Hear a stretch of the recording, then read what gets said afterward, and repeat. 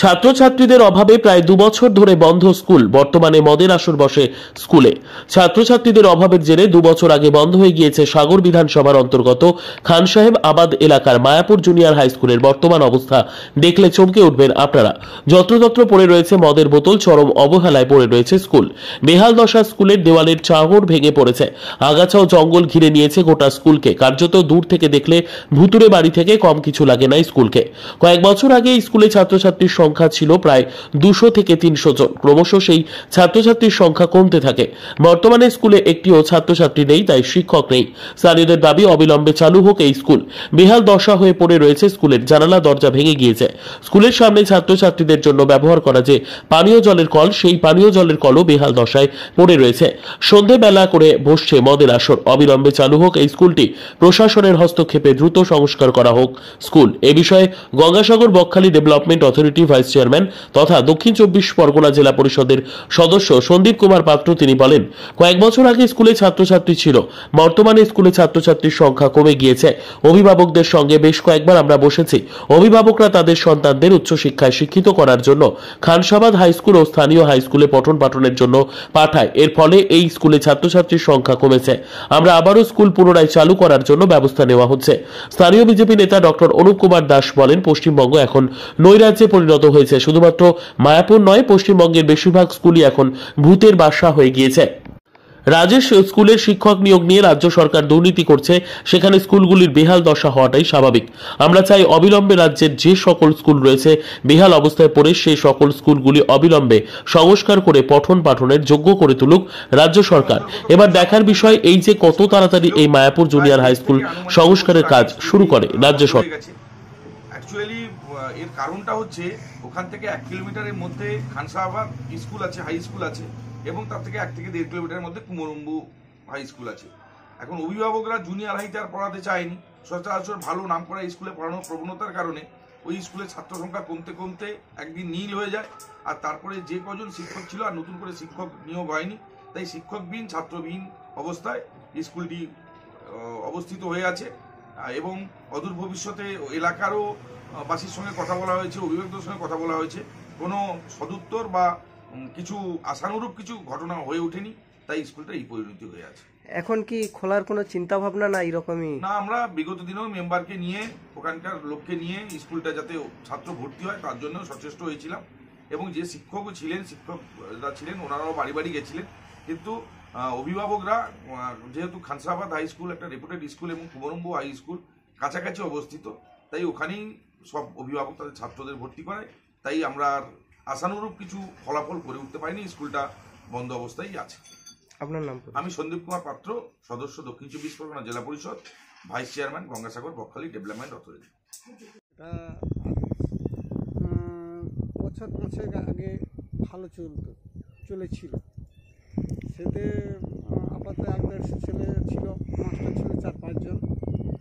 তবে এখন বর্তমানে আর 4-5 বছরে নেই, একেবারে ছেলেপুলেও নেই, মাস্টারও নেই। আর এই স্কুলের মধ্যে ভূতের বাসা হয়েছে, মদের বোতল এইসব হয়েছে। বর্তমানে স্কুল বন্ধ হয়ে আছে, জানলা দরজা সমস্ত কিছু বন্ধ হয়ে আছে। এখন কারেন্টও নেই এখানে। আর তার তো টিউবওয়েলটাও ছিল, সেখানেও টিউবওয়েলটাও সে পরপর নিস্তেজ হয়ে গেছে। এখন পাশাপাশি যে জল নিত লোক, তাও জল নিতে পারছে না, পরপর ওই টিউবওয়েলটাও খারাপ হয়ে গেছে। হঠাৎ বন্ধ হয়ে গেল কেন? হঠাৎ বন্ধ হলো 4-5 বছরে স্কুলের ছাত্র আস্তে আস্তে 2-1 জন আস্তে আস্তে একেবারে নিশ্চিহ্ন হয়ে গেছে। 1 জন মাস্টার ছিল, তার আগে ছিল 5-6 জন। তারপরে 5-6 জন থাকার পরে সেই যে ছেলে ছিল প্রথমে, আর বর্তমান তো একেবারে 1-2 জন, একটা মাস্টার ছিল, 1-2 জন ছেলে ছিল। তারপর পরপর মনোরঞ্জন বাবু ছিল লাস্ট মাস্টার।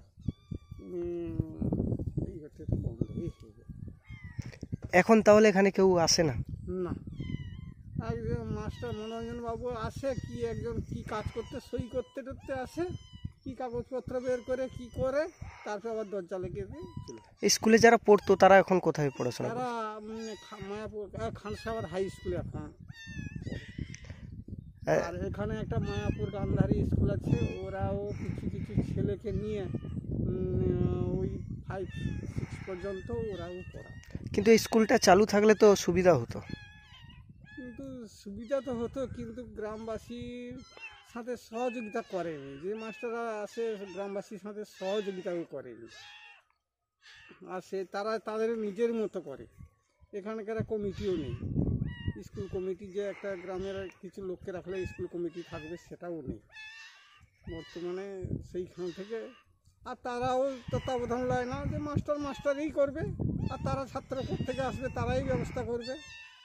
কিন্তু বর্তমানে তো গ্রামের কোনো কমিটিও নেই, কিছু না এখানে, সেই হিসেবে বলব।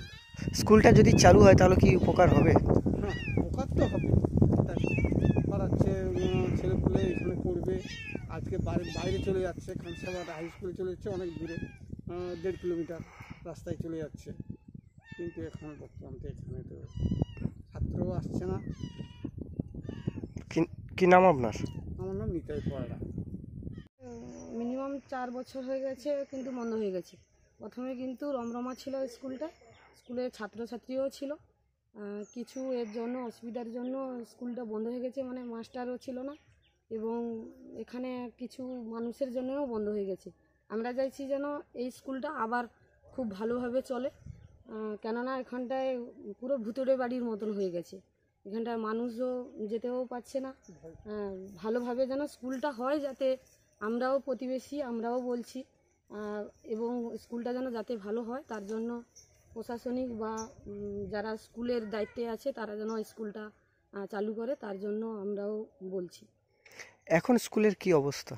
এখন স্কুলের তো খুবই খারাপ অবস্থা। এখানটায় কেউ নেই, চাবি লাগানো আছে, এবং পুরো ওখানটায় মানে যাতায়াত কেউ করতেও পারছে না। ওখানটায় যে কল আছে, যেগুলো দরকার স্কুলের, যে যাবতীয় জিনিস যেগুলো দরকার, সেগুলো পুরো অকেজো হয়ে যাচ্ছে। পরপর জায়গাটা পুরো হয়ে গেছে, খারাপই হয়ে যাচ্ছে, খারাপের দিকে যাচ্ছে। আমরা চাইছি যেন ওখানটায় যেন স্কুলটা আবার প্রতিষ্ঠা হয়, তার জন্যই আমরা আবেদন জানাচ্ছি। হলে আবার কি ছেলেমেয়েরা এখানে? হ্যাঁ, এখানটায় হলে তো অবশ্য হবে। আমরাও চেষ্টা করবো যে